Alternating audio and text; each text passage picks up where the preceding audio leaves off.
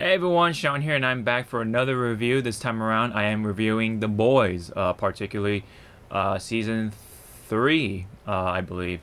And it's been a pretty cool series all around. I think it's definitely one of the best streaming series currently as of right now. It's definitely high up there. I feel, in my book anyway. I really like it for what it is. This is like on Amazon Prime of all things, right?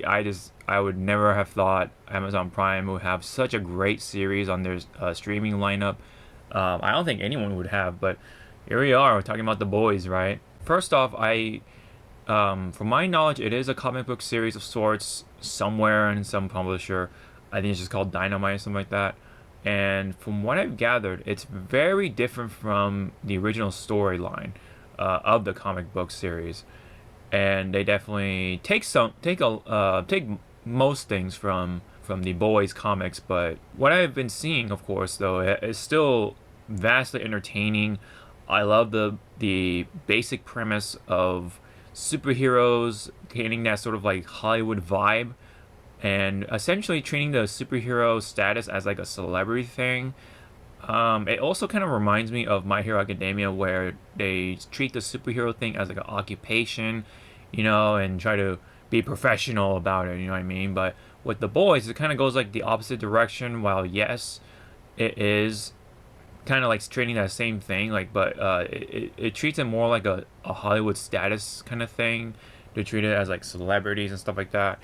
And essentially the superheroes have like their movies and comics and of course the video games, merchandise, right? All the little plushy dolls and like the beer and cereal and stuff like that. Like they kind of get treated like that. It's essentially what it is.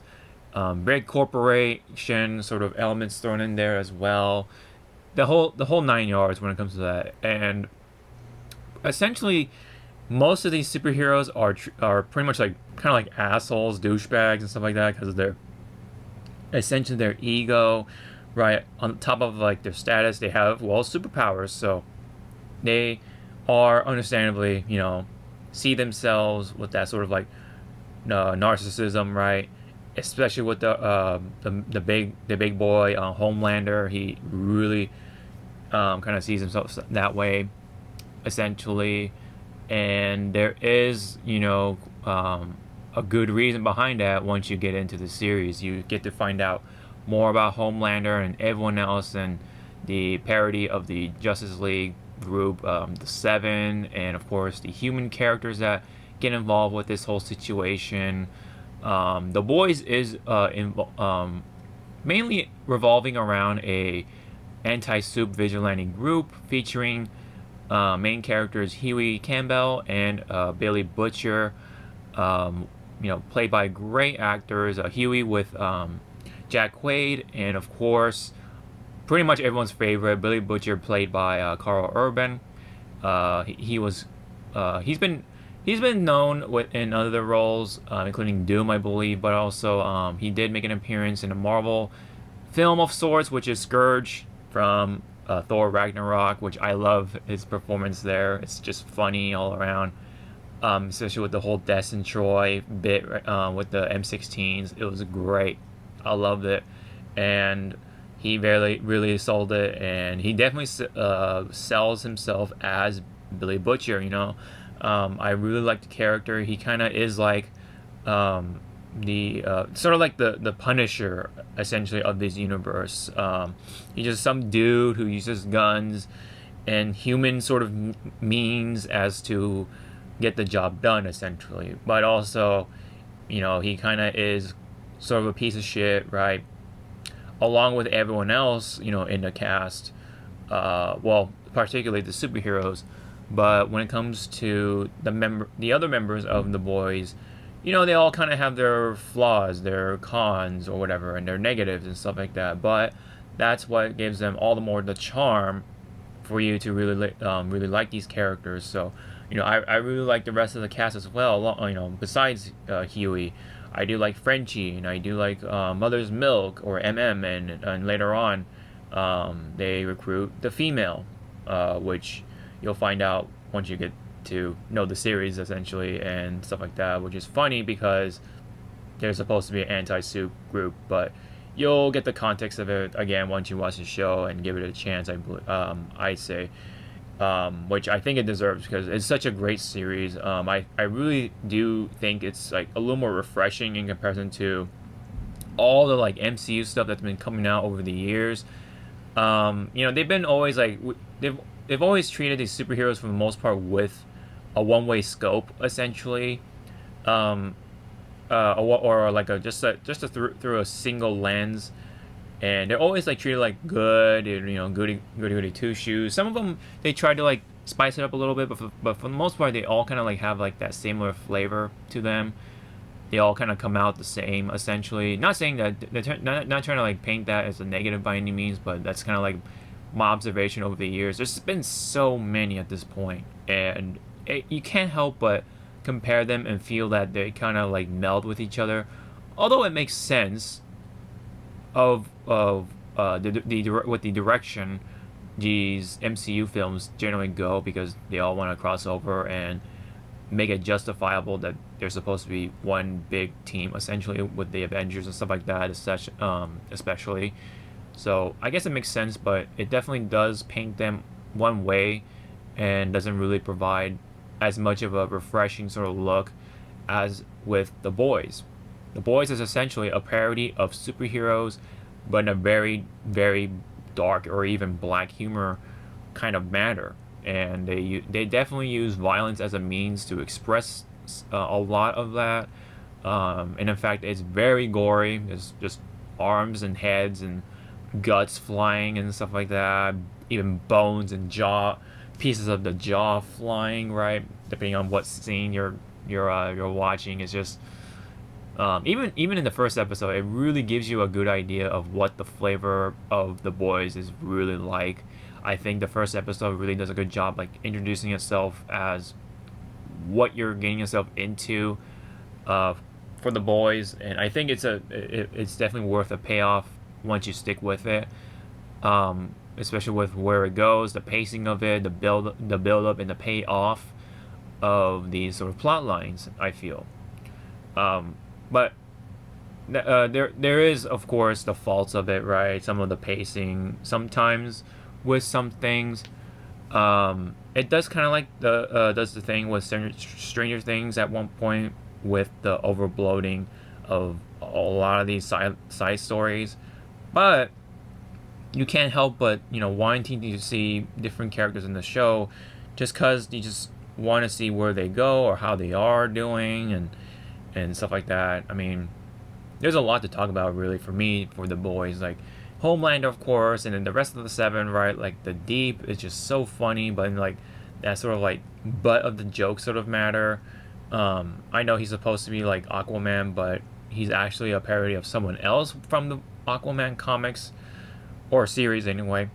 And then there's Queen Maeve, who's pretty much like Wonder Woman, but treated like more like an anti-hero, more ways than one. And then there's A-Train, who's just another piece of shit in his own way, who's a parody of Flash, of course.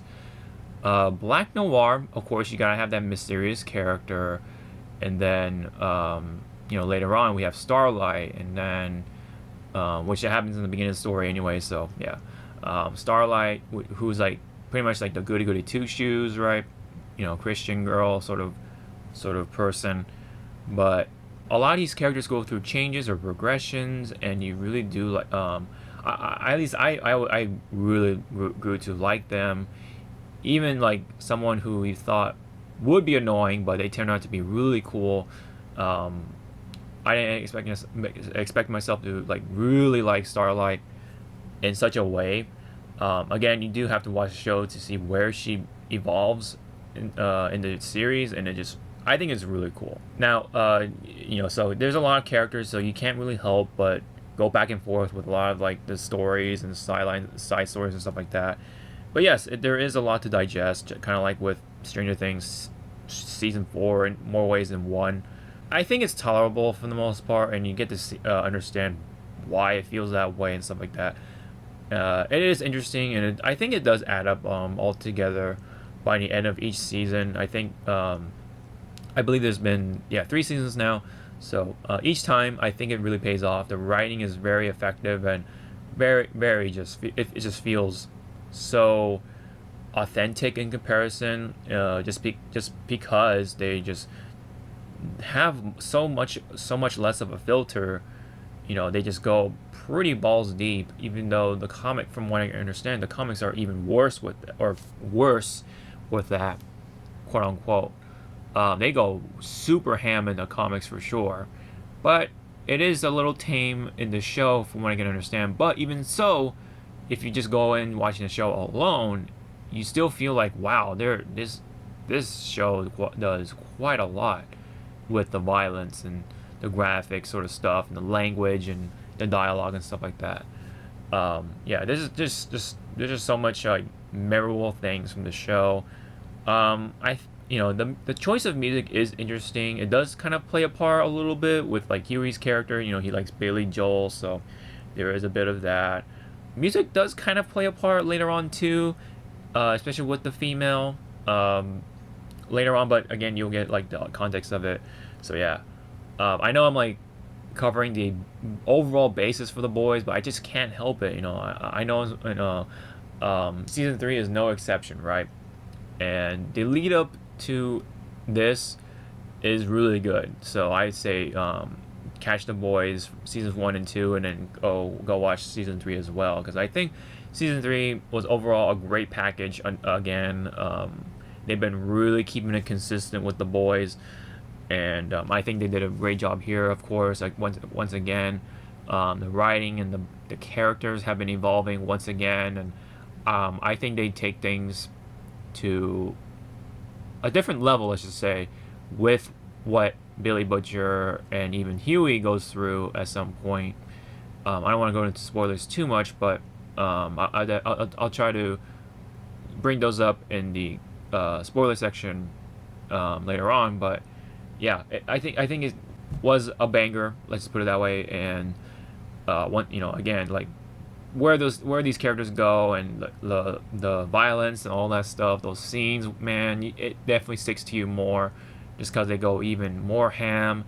And even there's later on there's gonna be an episode called Hero Gasm, and so definitely will sort of make people curious as to what do they mean by that. And definitely you gotta see that. It's pretty funny, but also very memorable, let's just put it that way. Now, of course, discretion, I guess. It is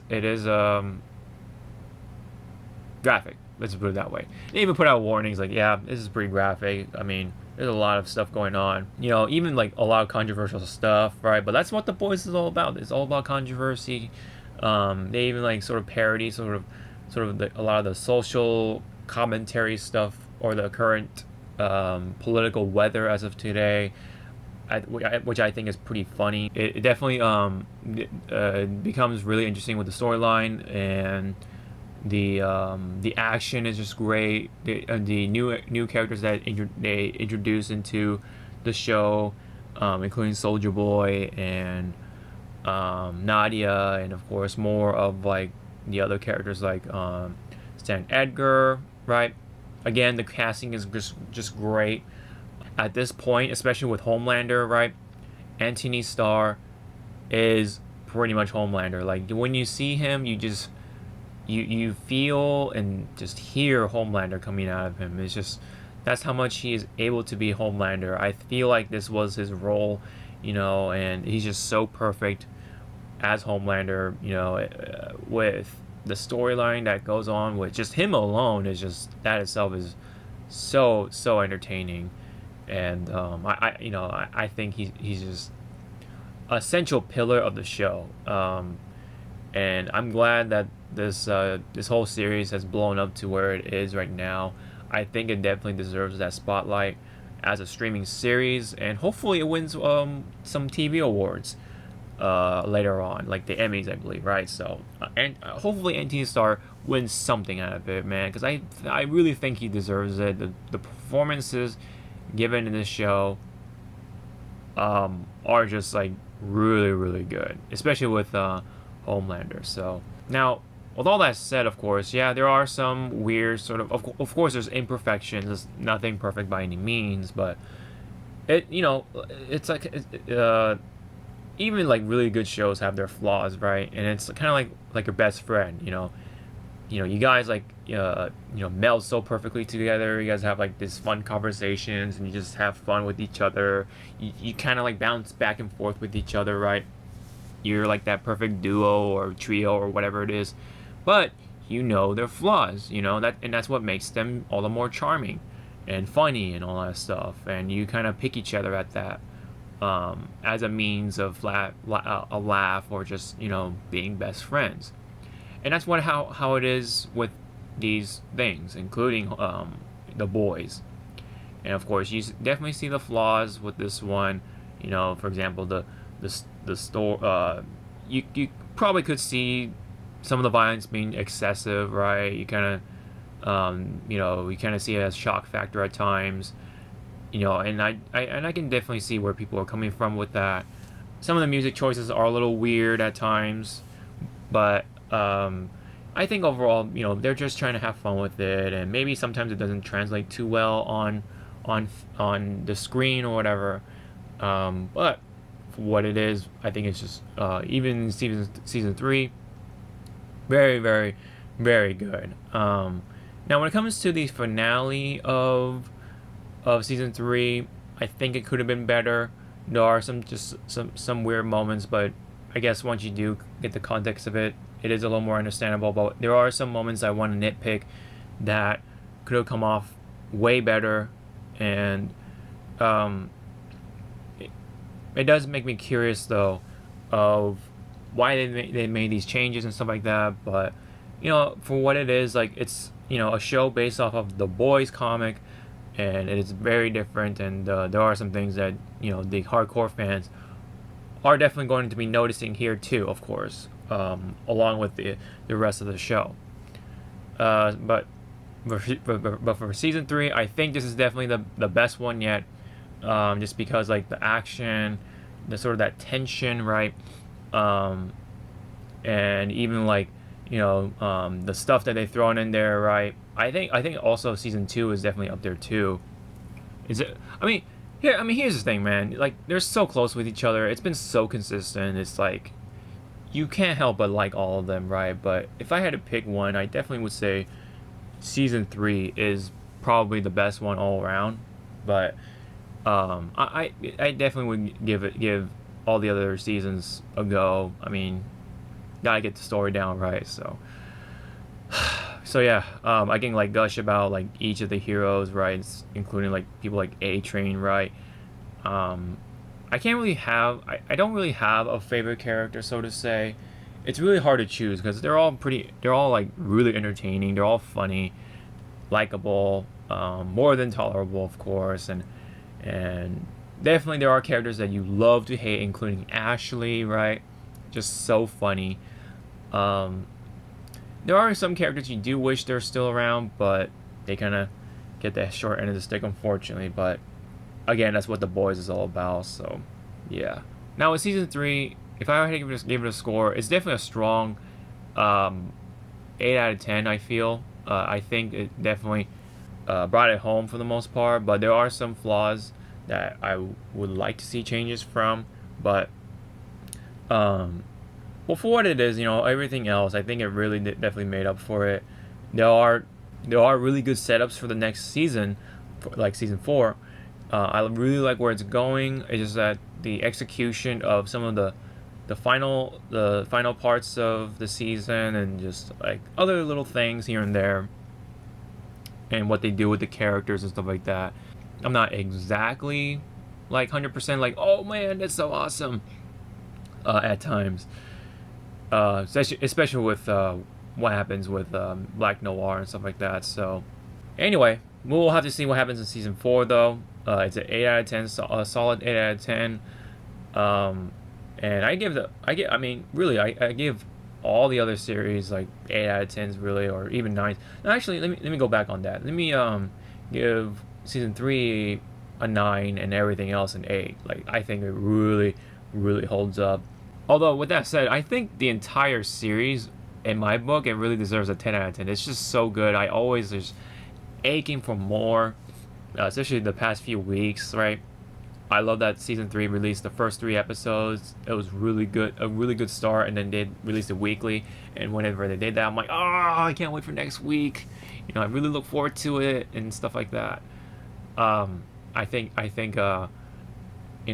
whenever I feel that way, it's a 9.5 or out of 10 out of 10. Man, it's just so good. I think it's really good. Um, I think you'll be entertained all around. But if you're not into the violence, then this is definitely probably not for you. Because there's a lot of that, and just like heroes being assholes and stuff like that. So if you're not comfortable with that, I understand. But I think you should give it a try just because of um, how much MCU stuff you see, and then you watch this, and it's just like, oh man, it's just refreshing. I think it's just funny. So that's pretty much on me on gushing about the boys in general. But yeah, I'll mention some things in the spoilers section for season 3. So here we go.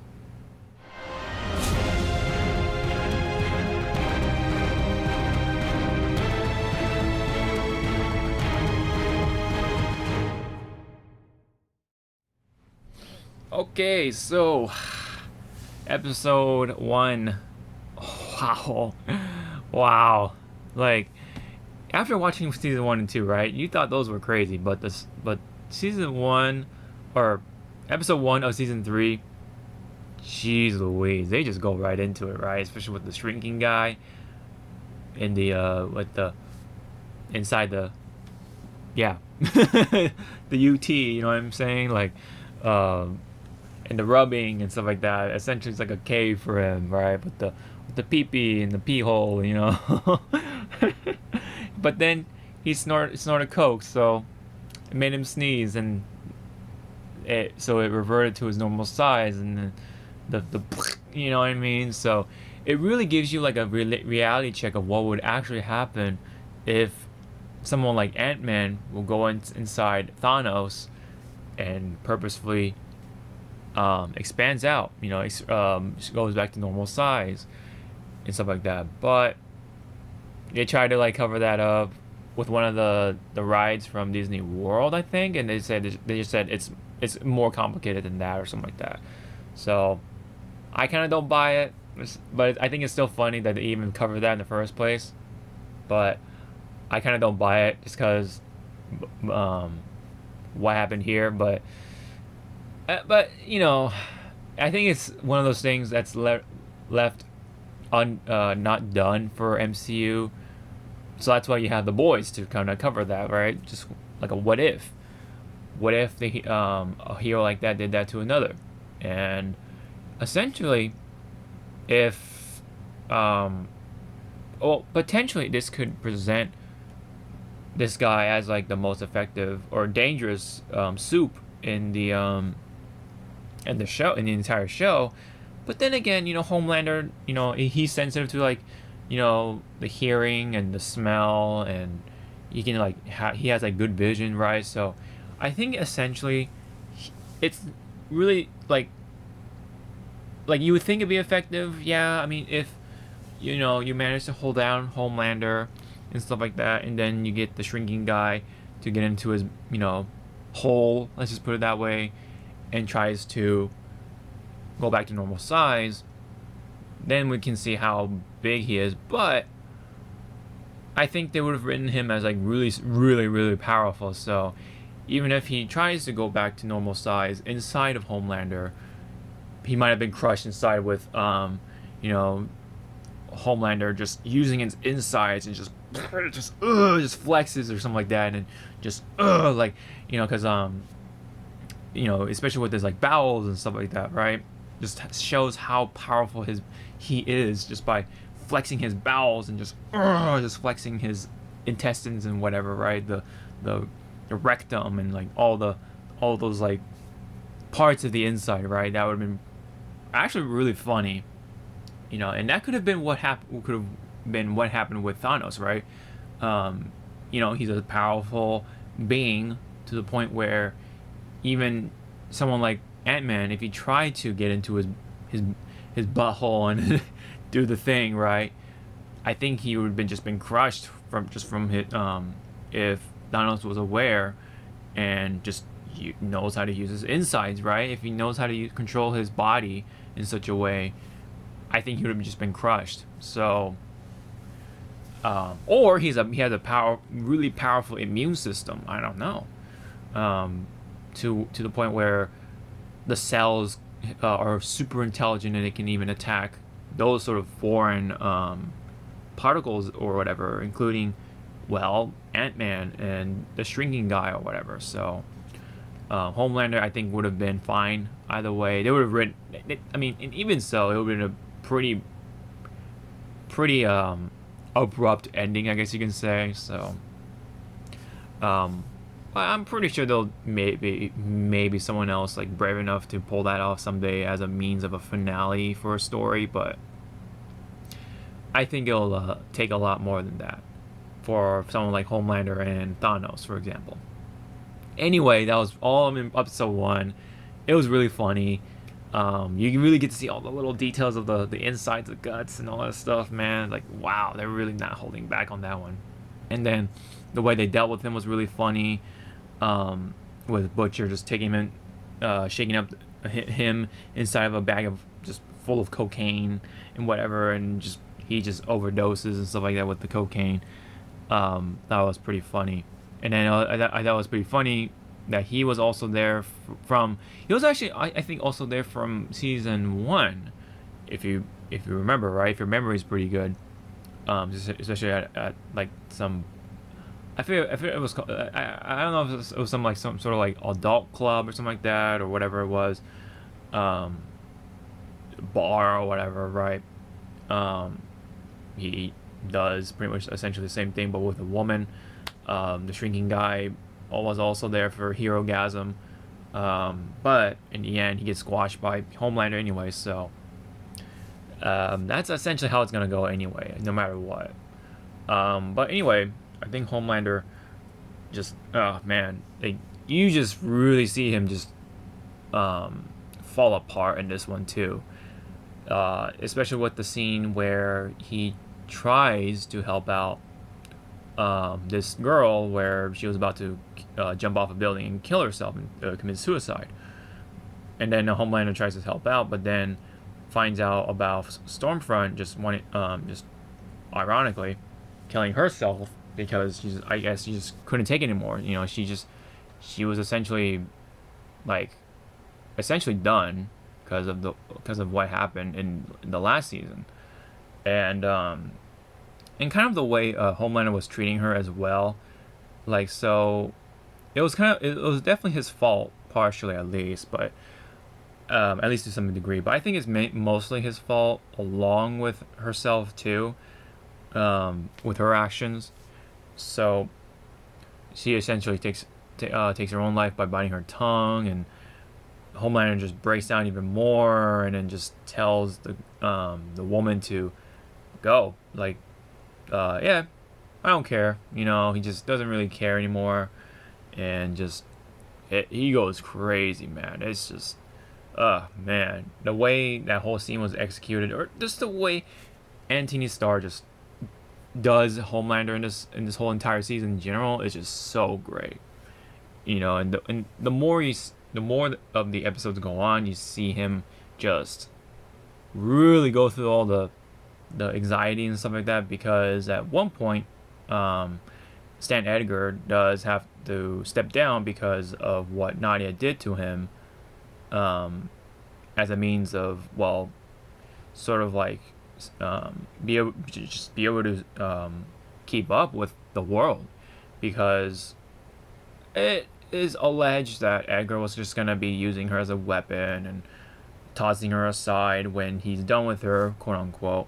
So that's why Nadia wanted to get ahead of the game by, well, taking him down first before that could even happen, thanks to Homelander and stuff like that. And, you know, Nadia and Homelander are supposed to be, like, I guess, like, allies or whatever, but they still have this, like, tension with each other. And Nadia, of course, you know, is super lethal herself because of her powers, which is to just pop heads essentially, and you get to see that with um, a little bit with Starlight, a little bit like you kind of know how powerful she is with the other soups. You kind of get that hint of that, or you gotta get big hint of that with I forget his name. I think it was like Supersonic or something like that from the last season. His head got blown off at that in that scene, and even some of the early stuff in this season, Nadia dealt with like her former best friend or whatever, and um, while that was a good opportunity to see some of her weaknesses, you still get to see how her powers work, and it's pretty cool in that sense. Um, but yeah, she's still pretty dangerous, or really dangerous, and essentially could potentially take on Homelander, but again, like Homelander is like just built in such a way where he can pretty much deal with most powers, right?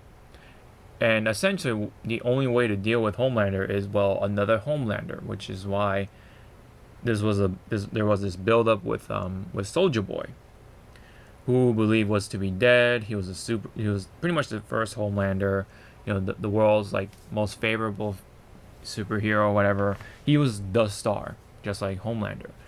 But whatever happened with Soldier Boy, yeah, he thought it was to be dead, but then he was actually just being experimented by the Russians after he was sold out by Vought, as a means to try to, like, I guess, develop more powerful superheroes or something like that by taking his samples, right, and experimenting with him, and just try to come up with something, right, by experimenting on Soldier Boy. And of course, later on, with all that happening, we find out that Soldier Boy is the father, or at least the biological father, of Homelander.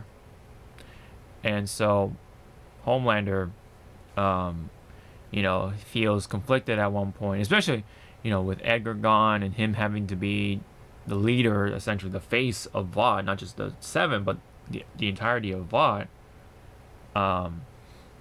He's the new founder or whatever, the new head of Vought, and then Ashley was promoted from just this secretary type of figure to, well, CEO. I forget her the one character that was with Homelander very much of season 1. But yeah, I don't think it was like Nancy or something like that, but like the one with the mom, essentially. She was kind of like treating Homelander kind of like a baby, and Homelander, didn't have a mom, essentially, so that's why he's like so much messed up in the head and this and this and that. So and of course you have Soldier Boy, who also wasn't there for Homelander, so it's just all the more reason for Homelander to come out this way at this point, and especially with how he is trying to handle all this stuff at once. So he's got this like fear and anxiety and just this sense of being overwhelmed, and it really makes him all the more complex, and all the more interesting because of what happens with him and his son. Because he raped Becca, which was Butcher's wife at the time, and he and Becca had a son together. So Ryan, who, from what I can understand, is essentially an Amazon exclusive character because of what happens in the comics. There's that element happening, but then because of how drastically different the comic books are, he essentially isn't there, and so Ryan is technically pretty much an Amazon exclusive character.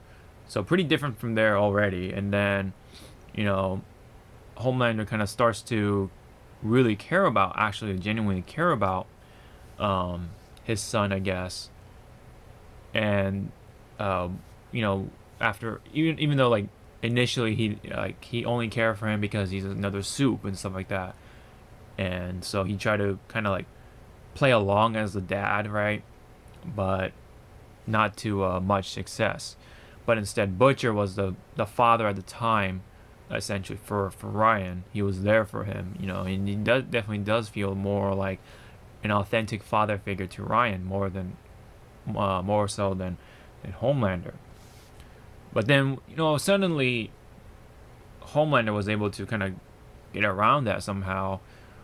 I kind of forget. I'm a little foggy on that one, but I kind of wish they made it a little more clear, which is why some of the pacing is a little shaky on that part. I feel like there should have been more to it, with Homelander, becoming more genuinely caring for his son. All of a sudden, might have missed something or something like that. But either way, he suddenly cares for him, and now Ryan starts to care for him, especially after what happened with Butcher. Him and Butcher, he kind of was a piece of shit for that. Butcher, I mean, to Ryan.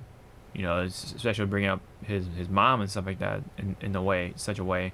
Oh, it's your fault because this and this happened too. So blah blah blah, and then Ryan just hates his guts for the rest of the show, unfortunately. And I think, well, Butcher kind of did that, I think, as a means to have him get away from him because, he's like a danger to a lot of people. So he didn't want to bring Ryan into danger. But the price paid is to pretty much lose Ryan in that relationship, that father-son relationship, to be pretty much crushed. But I believe he did that to protect him pretty much. But kind of in vain, unfortunately, because in the finale, Ryan is with Homelander and essentially breaking the promise between Butcher and Becca, unfortunately, because Becca wanted Butcher to look after him rather than Homelander. But now, yeah, Homelander is doing the daddy, playing daddy, essentially with Ryan. But with all this is like one thing, right? There's so much other stuff happening, especially with A Train, right? A Train itself is like another story, with A Train going through just all the consequences that he put himself into, starting with pumping himself with B, right? And as a means to enhance his performance, and that pretty much what kick-started this whole story, which is A Train pumping himself with V and then smuggling V, essentially for Homelander, across the city and stuff like that, so that the V can get across to overseas and, start up the soup terrorists and try to make the soups look good by fighting the terrorists off and then put the soups in the military. Yeah, so, but yeah, while yes, Homelander is the mastermind behind that, A Train was also essential part of kicking off the story by, pumping up himself with V, losing control of his speed, and thus running over Huey's first girlfriend, I believe Robin, and that whole thing, that scene with the pieces flying essentially, and just suddenly, right? That was a great scene, by the way. Like, even for season 1, right? That was a great scene, I feel, and it really sets up like the flavor and what you can expect from the boys. At that point, so A Train, right? He's a fuck up, man. He had himself involved with his, I don't know, his like love interest or girlfriend, Popclaw, who also was kind of like involved with that sort of thing too. And it just like, yeah, it really like falls on his shoulders, right? And it is his fault essentially, because he did all that stuff to please Homelander, right? Even though those are absolutely just horrendous actions, right? But he did that anyway because he wanted to just impress everyone, and so, or please everyone, because I guess reasons that you kind of can pick up throughout the show. But yeah, it essentially bites him in the ass though, after all that, because pumping all that V really put a toll on his heart, and so essentially, if he uses his super speed again, his heart's gonna give out and stuff like that. But at this point, by this point, um, him trying to like repaint his image because he can't use his speed, he tried to like care for the Black Lives Matter type of stuff, right? In this show, but then it just comes off as the disingenuous. Um, he's just doing it for himself, sort of thing. And then there's the stuff with his brother, right? Who was his sort of like coach, advisor type of guy. Who, kind of like the mechanic to the driver, sort of thing. And he was kind of like a driving force for A Train to just keep going. But then with the stuff that's been happening between them, he quit, and then he was kind of separated from him for a while. And in A Train's mind, he's like making up for his brother and the rest of the community, right? But there was also stuff in the background with the black community and a certain soup named Blue Hawk, who essentially is kind of just like this super strong guy who just goes around, beats up people. And so essentially he kind of comes off as racist or whatever, or very much like a bigot.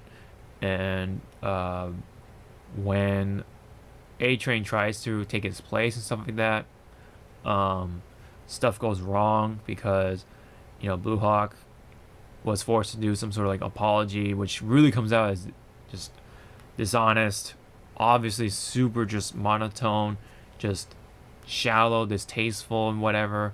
And the black community was not pleased with it, and there was an altercation, and ultimately his brother got involved, and then he got hurt to the point where he got paralyzed.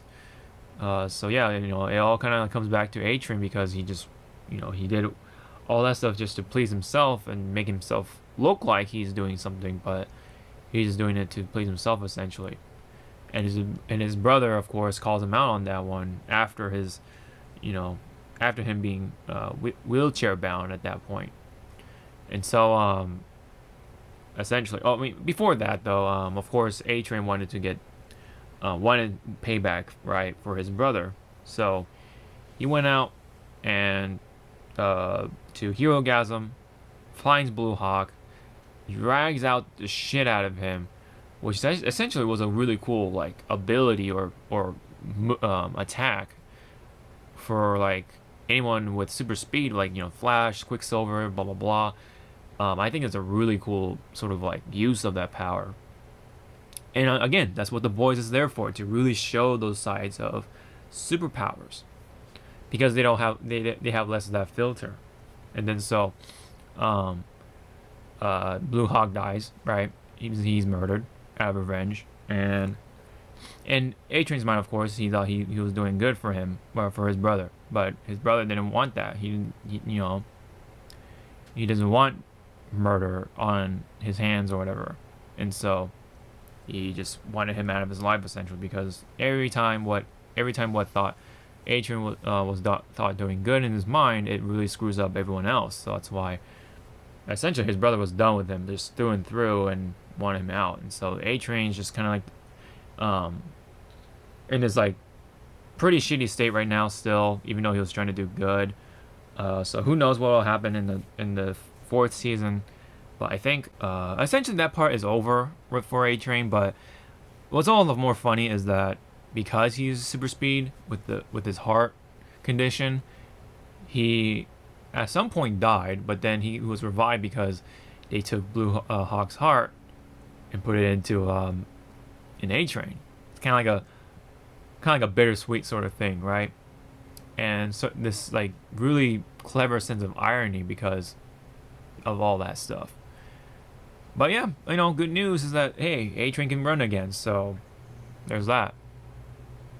So it's just all the more funny of how that turned out. So that's actually pretty cool of how A Train's arc sort of was written out. And on top of that, you have Queen Maeve, right? The lesbian superhero, even though she's actually bi. But anyway, I like where she was going to. But basically, you know, was getting her shit kicked in by Homelander, mentally and emotionally and stuff like that, and spiritually, you can definitely say. And she just had to go along with Homelander just because of how powerful and stuff like that he is. But for a while, she had that under control a little bit because of what happened with the flight incident with Homelander and Queen Maeve, um, and how they had to leave the plane and stuff like that. But then somehow she got footage of that, so she used that as a form of blackmail for Homelander to not go too crazy. But now that Homelander doesn't care anymore, that kind of goes out of the window for both Maeve and Starlight, because Starlight has been working together with Maeve at some point. Um, so yeah, I mean, I like it. I kind of like where it ended. Right? She wanted to just be normal again, and that's what she got. She got out of this whole season. So I think she's gonna be normal for the most part. But then they always have that backup, right? The writers have the backup where if they want to bring back Queen Maeve in, probably her girlfriend will get killed by none other than Homelander or maybe Soldier Boy. I don't know. It depends on how the show is written. And then she probably pumps herself with the blue V again and gets her powers back again. Cause what's the point, right? So, I think she definitely has a backup plan, or there is a backup plan involving with Maeve, right? It could go either way. Well, from what I can understand, though, in the comics, though, she does die, so maybe they wanted to give her the happy ending. It probably could this probably could be like an alternate take on the boys through and through. So that's probably what this is all about. Just like an alternate take on the boys, because otherwise you're gonna if you read the comics, you'll know where this is going.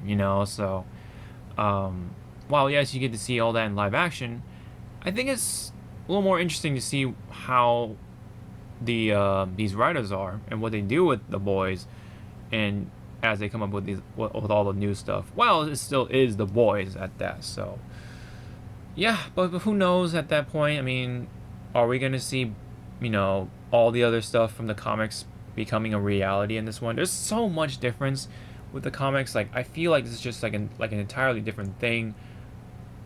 More ways than one, of course. But anyway, with Queen Maeve, it could go. It's a two-way street, So the Deep, pretty funny. He's always been that the butt end of the joke sort of character. They always put him through these shitty situations, and he kind of deserves that, honestly. So, although the only time I did feel bad for him was the octopus incident where he had to eat Timmy or whatever his name is, the octopus. He had to eat him, but then again, you have to think about what the Deep did in the first place. So, he's kind of like a dumb piece of shit. So, I mean, you can't help but hate him in that way. But that was pretty sad, though, I must say. But then, at Herogasm, he right away grabs an octopus and goes at it. Let's just put it that way. But that's the Deep, pretty much. But man, all the stuff he went through though throughout the other seasons, man, it's just wow. You feel everyone else who's involved with him, except for his wife or whatever. Now I think she's ex-wife at this point.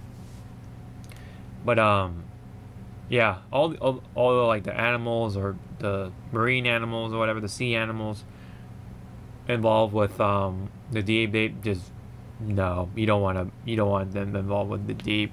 Ugh, it always turns out pretty bad. But hey, that's what the boys is all about. Black Noir is the most disappointing, I must say. There was, but it, in a way, it does make sense because of how Homelander is. While he was like the most trusted one out of the seven, between Homelander and Noir. Noir still did lie to him, and in this whole time, Homelander can kind of tell because he has X-ray vision, so he can see right through the mask. He has excellent hearing, so he can hear like the pulse, right? And he can even, I think he can even measure the blood pressure just by doing so. And so, essentially, Homelander I think kind of knew all along, but he just hated what he had to do because of of his logic and what Black Noir did. So it's definitely sucks, but it does make sense from this whole viewpoint because of how Homelander acts around people, and so he's been consistent, right? So, and that's why it sucks for, well, not only for the audience like myself, but Homelander as well, because he was his most trusted ally essentially on the Seven. So, but at least we got to see, if things from Black Noir, of how much of a badass he is. But with how it resulted, it kind of sucks, but it does make sense. So I can't really be entirely disappointed for that part, but it still kind of sucks. But given with what I don't know. I mean, if you want to make a comparison with the comic books and stuff like that, it's entirely different. And at that point, I don't think it would make sense to go that route, but they could bring in some of those elements by the fourth season, right? Because, well, I guess it's a spoiler for the comic books, but Black Noir is very much different in comic books because Black Noir isn't supposed to be black, first off. He's supposed to be actually the clone of Homelander. And Black Noir is supposed to be the actual antagonist of this entire series or comic book. And so because he looks like Homelander, he dressed up like him, and he was the one to rape Becca and have the son. But the son doesn't even live. I forget what happens to him. I kind of just read up the synopsis. But yeah, Black Noir is a piece of shit, and that might have conflicted some things in the show if they went that way. But yeah, it's just so entirely different that I don't know. It's like, is that a valid point to complain about this point? Because I think it's gonna be like an entirely different story at this point. So what's also interesting is that supposedly Butcher, if you go by the comics, Butcher is going to be the final antagonist somehow. And so with this, where this is going, if that were to happen, I think it would make sense at that point because you have the sun that's in the show, you have where Homelander's going, and then Black Noir's dead for right now. But I guess what they could do is have Black Noir come back, quote unquote, but it's not Black Noir that we know. This new Black Noir could be now the clone of Homelander. But at that point, what purpose would that serve? Because it just essentially becomes like, I don't know, more of a throwaway plot point, because the point of Homelander being a clone, or Black Noir being a clone of Homelander, is that he can disguise as Homelander and then go rape someone and then cause the conflict between Homelander and Butcher in that way. But because that's thrown out of the window, it's like, what's the point anymore? So maybe this could be, well, essentially the end of Black Noir as we know it, and they're gonna do some things new with this whole entire story. So yeah, I mean, with where this is going, I think that's the direction they're taking. So again, like, even if you do read the comics, it's like, you can't be really spoiled on that much because there's so much difference with the comics and the show. So that itself could be a disappointment with people, and I can kind of see that. But because it's so different, it's just like a entirely different thing. But of course, with the elements and stuff like that, and I think it is still The Boys. It still has that violence and the gore and sort of that social commentary and how heroes are assholes and stuff like that. It still has that same flavor, but the story plot points are very different. So it's yeah. So I don't know. I mean, I think it is a pretty entirely different thing. But in a more of a good way, in my opinion. So I feel like even if I start reading the comic books for myself at one point, I don't think I'm going to be spoiled. I feel because of how different it is, right? I mean, more on the difference. Mother's Milk is supposed to be the only member on the team who's a soup that was born with Compound V, rather than being a baby that's injected with the Compound V.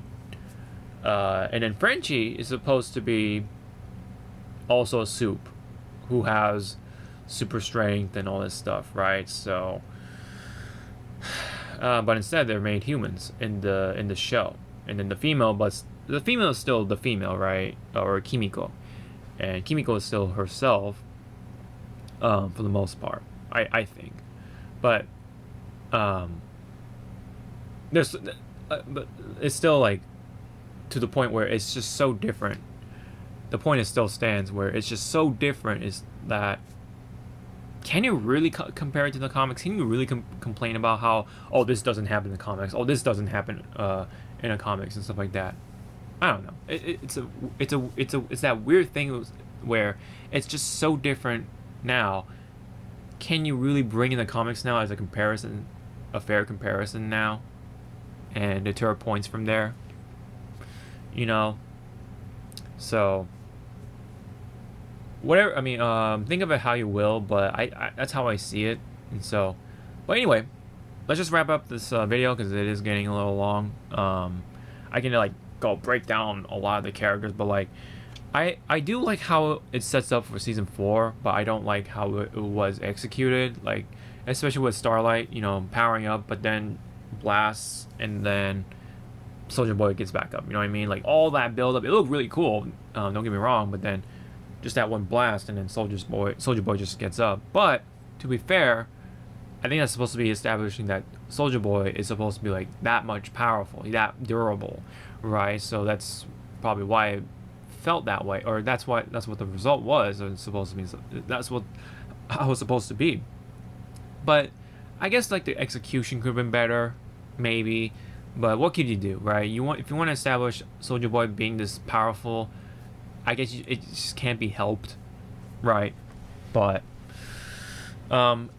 she got the job done. She knocked him down, and then that gave them the chance to hold Soldier Boy down and gas him up with the thing. But then it almost, I guess, worked. But then Soldier Boy came around and tried to do the explosion thing, and then Queen Maeve, by the end of it, after fighting Homelander so much, put up a pretty good fight, but still was losing. Became a hero. At that point. And in the end, I think she is a hero. Anti-hero, but still a hero no less, by pushing out, tackling Soldier Boy out of the building, and then explosion happened. But because of how durable and powerful Maeve herself is, I think that's what helped her survive the explosion, but at the price of course, losing her powers because of the nature of Soldier Boy's new power. The explosion, the beam, or whatever. I think it's weird because now it just becomes like an explosion rather than a beam, which we only see the beam once with Kimiko, right? So maybe he can get more of a control of it by what is it? The season 4. You see various shots and stuff like that. He can just essentially shoot out like anti-soup energy balls. That'd be pretty funny. But it is what it is, I guess. And Soldier Boy is now back into the I don't know what do you call it, the case or whatever. He's like back into sleep, put back to sleep, and who knows what could happen? They'll probably bring him out again. Someone's gonna free him and then cause chaos again. I don't know. Or I don't know. Could he be a good guy here? Because he's also really different too. Because Soldier Boy is supposed to be, well, a pussy, right? That's what, you know, Soldier Boy calls his son that, because it's kind of like a cycle, right? Soldier Boy's father was disappointed with him because he took the V, and his father saw that as a shortcut, so he's disappointed with him. And then Soldier Boy, you know, even though they had that emotional scene together, Soldier Boy just still called him a pussy and all that stuff, and Sissy Mary, whatever, right? Disappointed with him, you know, that's the cycle. And Homelander didn't take that too well.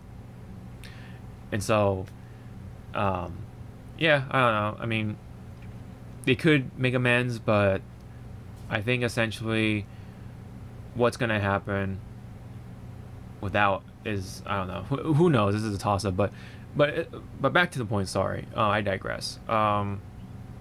Soldier Boy is also vastly different, just like everything else. You know, he's a coward, right? And you see the artwork of Soldier Boy, him wetting himself, right? He's peeing on himself because of how much of a coward he is in the comics. But in the show, not so much of that. And you know, I love the actor for Soldier Boy. His voice really sells it. You know, his performance and all that stuff. I think he did a good job being Soldier Boy. You know, being this like super right, you know, conservative type of person, superhero. You know, back in my day, you know, blah blah blah. You know, why is that guy wearing that? You know, in the commercial. You know, the guy is like carrying the baby, or whatever, with the weird looking strap thing, and then Soldier Boy was like, why is he wearing that? You know, that you can't be serious. And so yeah, that's pretty much how he is. Like, he kind of has that, like, that old fashioned mindset, probably because of his dad too. And he wanted to do that as a means to impress his dad, but really couldn't at the end of it. And so that's how Soldier Boy is, and that's another story itself. But more on the finale, Butcher, because he's been pumping himself with V24.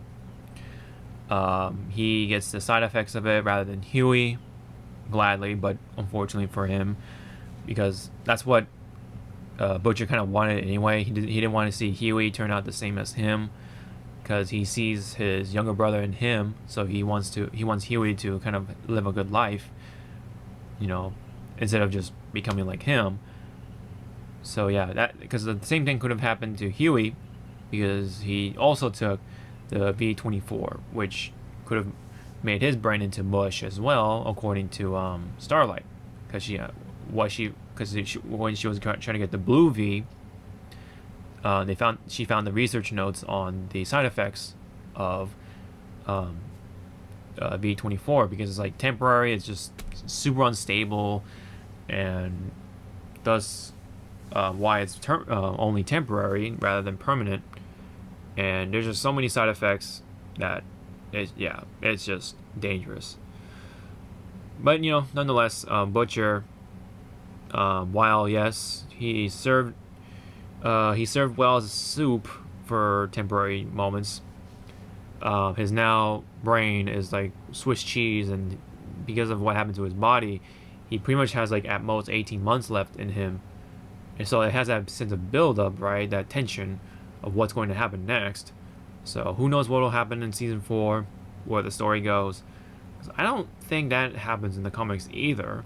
So who knows? I mean, he maybe become the final villain still. Who knows? And what will become of his stepson, Ryan, and Homelander, of course, and even Soldier Boy and stuff like that. There's so many arcs kind of like weaving over each other. Who knows what it will happen. on top of how different it is from the comics and stuff like that. So it definitely makes it unpredictable, and so it does make things interesting in that sense. So I do look forward to what happens in season 4 for next year, hopefully. Yeah, hopefully we'll see that going. But hopefully by that time, Invincible season 2 comes out, and that can hold us over for a little bit, and then the boys can come back, and then yeah. So I think by then though, I think season 5 will be the final one because there's only so much they can go off of, unless they'll have like all the other like spin-offs and stuff like that. So it is kind of like Stranger Things in that sense, but we'll have to see about that. But all in all, I still love it. Great show, very entertaining to say the least. Happy with all the other stuff, most of it, even with its flaws. I still would give it a 10 out of 10 just because of what how season 3 was in general. They really raised the bar. Like even like the average episodes are still pretty good. But again, it does have its apparent flaws, but I can kind of like overlook that just because of everything else happening. All the funny exchange of dialogue, the action, everything else. So the complexity of a number of characters and stuff like that, it does make things it does keep things interesting, despite some of the plot holes that could present itself. But it is what it is, and I really do like it still. I think it's still I think it's definitely my favorite current streaming series. Well, but now it's over. I mean, I have to look for something else. But out of all the streaming series so far, I think I'm gonna put The Boys on top right now, just because of how fun it is. So that's how I feel about it. And yeah, so that's pretty much where I'm gonna wrap up season 3 with the finale and everything. I like where it's going. Oh yeah, and then Starlight, being officially now part of The Boys. Kimiko has her powers back, where Frenchie and MM are. And I do like where Homelander is with his son, right? His biological son. Especially after the protesting stuff, right? He introduces his son, and then one of the Starlight protesters threw, I think, like a bottle or something at him, and Homelander just blasts him, right? And then Todd, which is Janine's, like, well, not dad, so to say, but like Janine is, Emmett's daughter, like biological daughter, but the current, I guess, boyfriend for MM's wife is kind of like becoming more of that like dangerous figure because of how much of a fan he is for Homelander. Yeah, especially with like the laser stuff, man. And then he just like, yeah, and they accepted Homelander's actions now. Now that they see him as like a hero, no matter what he does, and so Homelander's just basking in the glory. That smile of his he has, it's just so good. And then now Ryan starts to like take after that too, unfortunately. So we'll see where that goes. See if he becomes like Homelander or not. Maybe he'll turn around at some point. We'll have to see. So now that'll be it for this this big old review for end of spoiler talk for The Boys, and especially with season 3.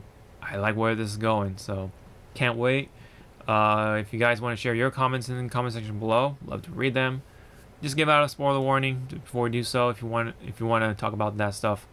So yeah, love The Boys. Look forward to more of it, and yeah, can't wait for season 4, man.